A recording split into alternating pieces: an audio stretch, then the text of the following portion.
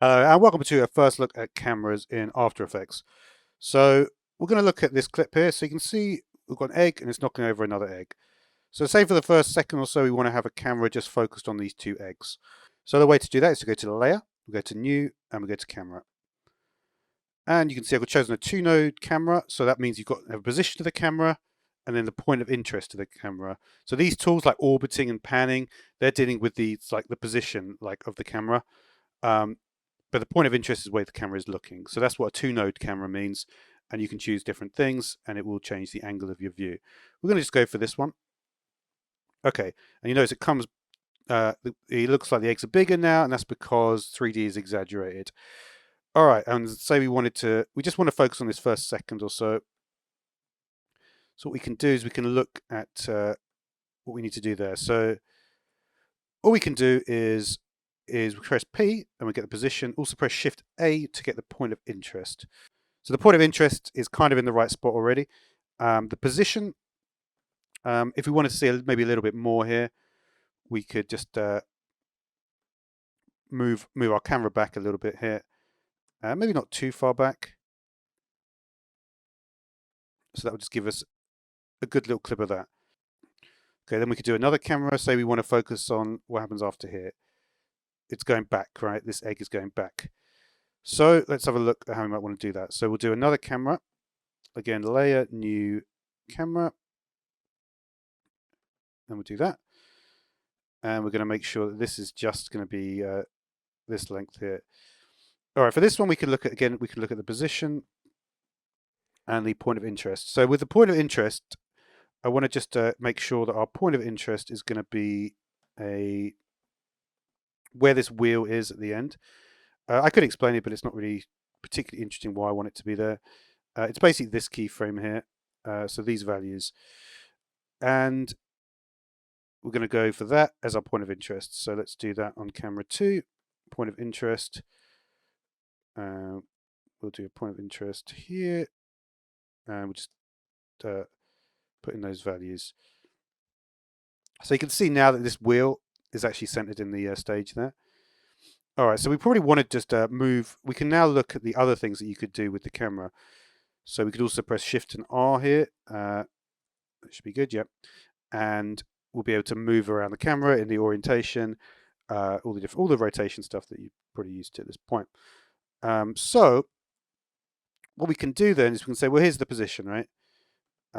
We can do position, we can do orientation. And here, for instance, it's going back, right? So you can use these tools here, the orbit, the pan, and you also have these options. So you could orbit around the camera, for instance, or you could pan the camera, or dolly to camera even. Lots of different things that you could do here.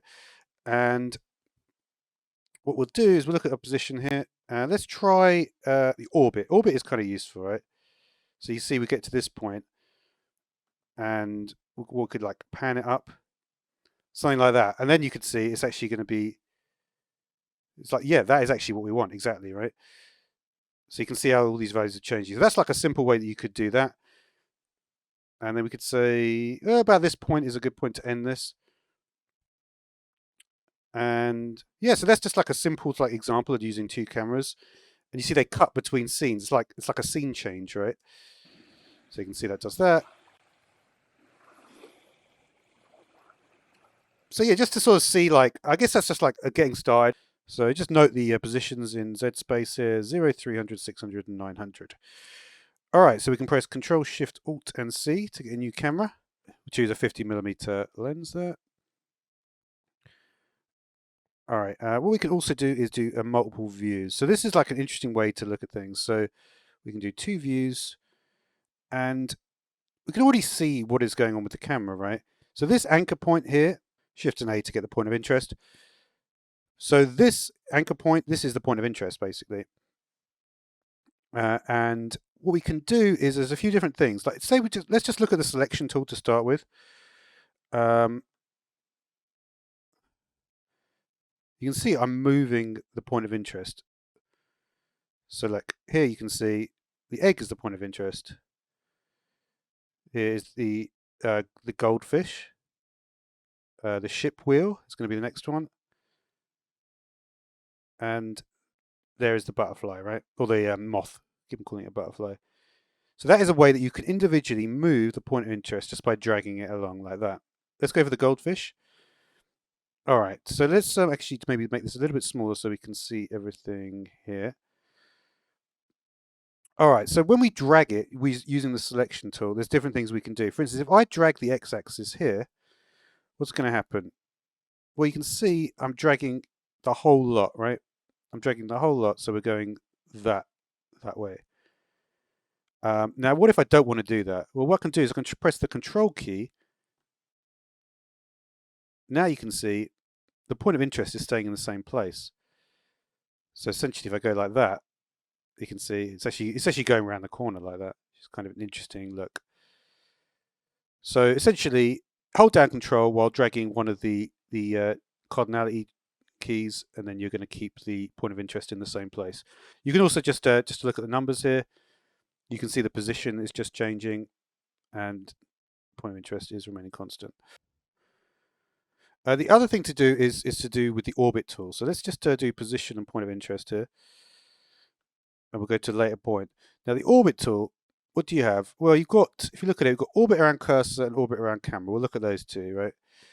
So what is the difference between these two? So we'll do the orbit around the camera. So say we want to orbit around the camera, right? Take a look at the numbers here. You'll notice that the point of interest is not changing at all. So we're just orbiting around the camera there. Okay, so what's the difference with orbit around cursor? Orbit around cursor, you can see they're all changing. So you can see there's the X and Z changing. We can change them all. We can go all directions we want, and we can change those angles. So just to clarify, you can see here all the numbers are changing for both point of interest and position. Here you can see only the numbers for position are changing. So that's the difference between using the two different modes. I used the cursor for the first bit and then around the camera for the second bit. And you can see it in the final result there. You can really notice the change here. We're going to look at a different camera though. We're going to look at a one-node camera. So the difference between one node and two node, it's kind of straightforward. If we look at the transform settings here, you'll notice that if we change that to two node, there's a point of interest. So this has no point of interest. So we're moving the camera. And this is kind of, I guess, for close control of moving objects. It's a bit like point and shoot. All right, so the camera at the moment, it looks like it's in a good position. We could obviously move it a bit closer as well. Could move it a bit down. We could also do a rotation on the Z if we wanted to do that. Move it a little bit across.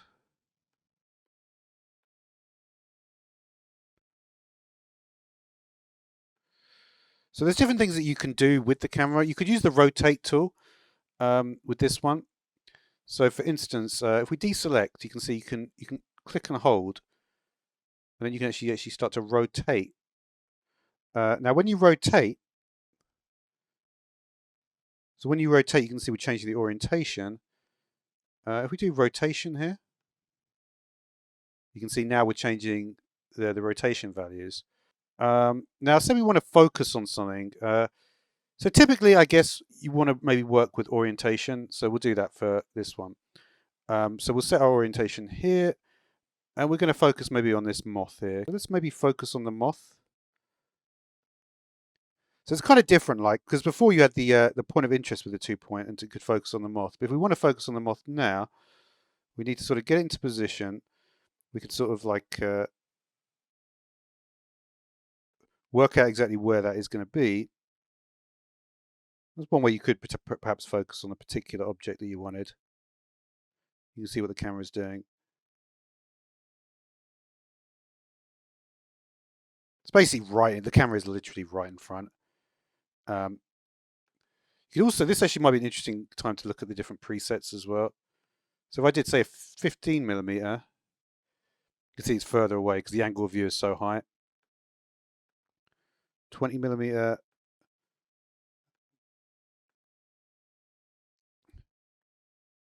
All right, so we'd be way too close here. You can see it goes off miles in the distance. You can see how short, by the way, the little ones are. You can see it really hasn't got much distance to go. I think, like, in terms of 1080p, you might want to use probably a 24 is probably not a bad choice. Something like that might work fairly well. Lots of different options, of course, of things that you could do to really get like a good look for that. So just to show what the setup I've got at the moment is, this is basically it. So there we go. Okay, so let's do a camera then. And 15mm here. Okay, there it is. So it looks okay for the starting point. Okay, so we'll just leave the camera in the default position and we want to animate it to go to the number 2, right? So one way that we could do this is to go and use the orbit tool here. So literally what I just did, and we'll just swap it around to number 2, like so. Okay, so when we did it, it looked like it was working pretty well. But if you actually look at what's happened, and you can see here on the left there in the top view, what's happening is it's getting too close. So what that does, the orbit tool there, it actually just creates like a straight line. So if you wanted it to not go that close, what you would need to do is you'd need to adjust the motion path, right? So you jump in here. So essentially you just want to keep an equidistance. And so if you look at it now, you can see it goes properly, keeping an equal distance from the numbers there. Okay, let's go back to the start and we'll do layer new camera. Okay, and also going to do layer new null object and make sure that one is 3D. Okay, so let's just take a look at the position here of both these objects. So you can see that looks fine. You want ideally these to be the same values here. So what we can do is we can then say we want the parent of the camera to be this null object here. So if we go into the rotation for the null object here, we can do Y rotation, and we'll just go to a few seconds here, and we'll change that number to 90 degrees. So you can see what happens, right? Does it perfectly. And you'll notice that if you actually look at the arc here of the camera, it's actually moving in a perfect rotation. So that's a way to do it in a way that means you don't have to change the Beziers. So the advantage with this is that you can actually then still do stuff with the camera, but it will keep this good rotation that we've got. So for instance, we could change a Y value. So let's do, say, a keyframe here. And we'll get it to, say, come from above, right? So we change the Y value here to, say, minus 700. You can see it's still going to get that rotation like that. And you could do the same with the Z value as well. You could do, what should we say? I could make this like minus 2000. Come in like that, maybe.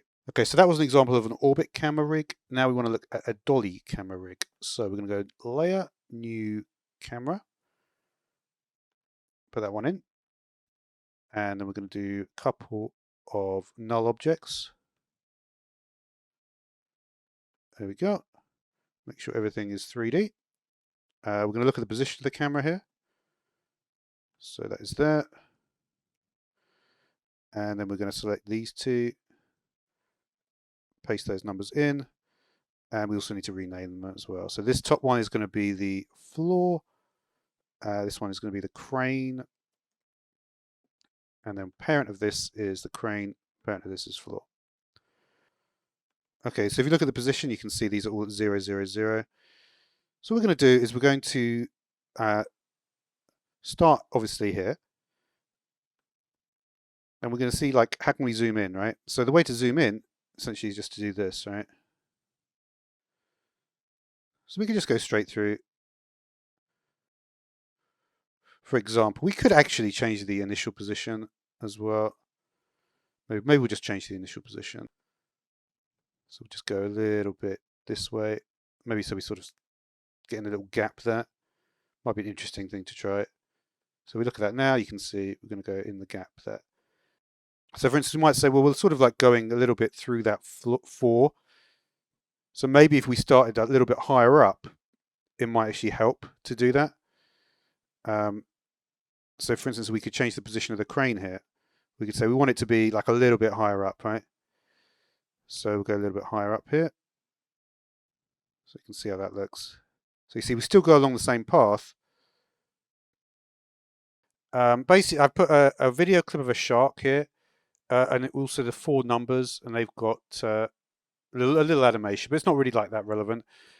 And that was put into shark numbers, and I put it into 2 different comps. We've got the shark comp and the numbers comp. And essentially these featured the cameras for each of them.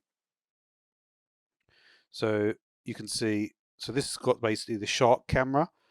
So if we take a look at this, you'll see there's the shark camera basically, and then the other one, you can see this is the numbers camera. And what I want to do basically is I want to have, for the first few seconds, we want to be on the shark camera, and then we want to crossfade it into the numbers camera. The way we can do that is go to effects and this one called blend.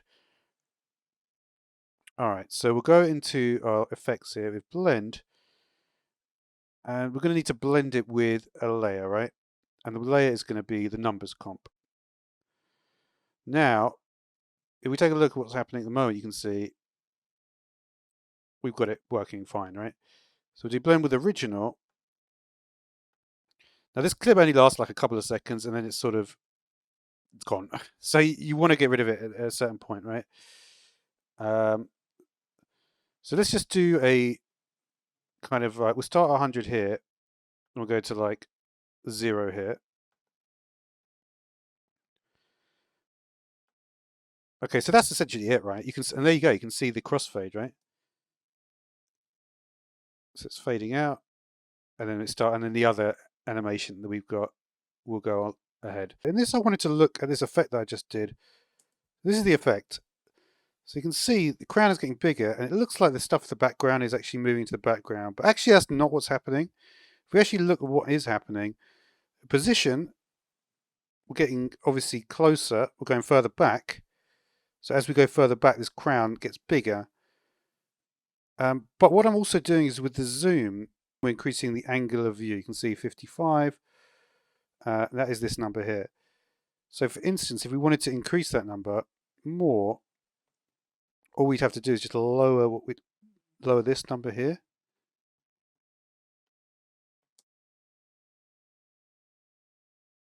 So that would give that effect. So yeah, you can get a lot of cool effects, not by moving the camera, but just messing around with the zoom.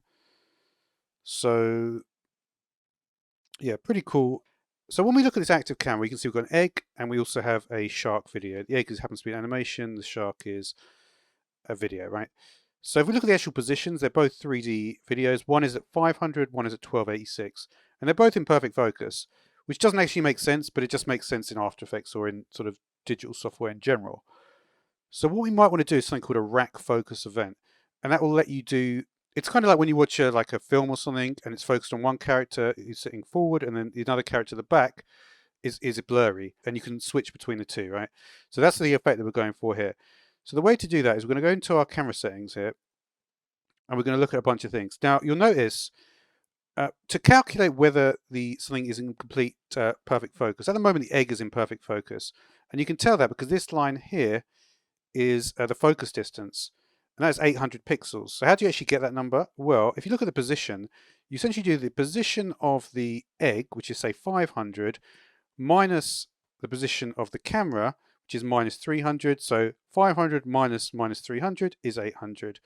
And that is going to get us the focus distance. And that's why this line is level with this here. So when we press this button here, the depth of field button, it actually makes things work as I just explained. So for instance, I press this button here, you'll notice that the egg is in perfect focus. The egg doesn't change much between, it's pretty much staying at the same Z value. So it's pretty much in perfect focus, but this shark is not. So what we could do is we could then focus on the shark instead, right? So like I said before, the focus distance is going to be the distance of the layer we want, which is going to be the shark. So that's going to be 1286, so say 1300, minus 300. So that's going to be 1600. So essentially, if we just change the focus distance to 1600 here at some point, it doesn't really matter where we change it. We'll go focus distance from here And we could do it quite swiftly actually. So let's just do it to 1600 here. And there you go. You can see now the shark is in focus and the egg is out of focus. So we can take a look. So a pretty cool effect that you can do that. So thanks for watching.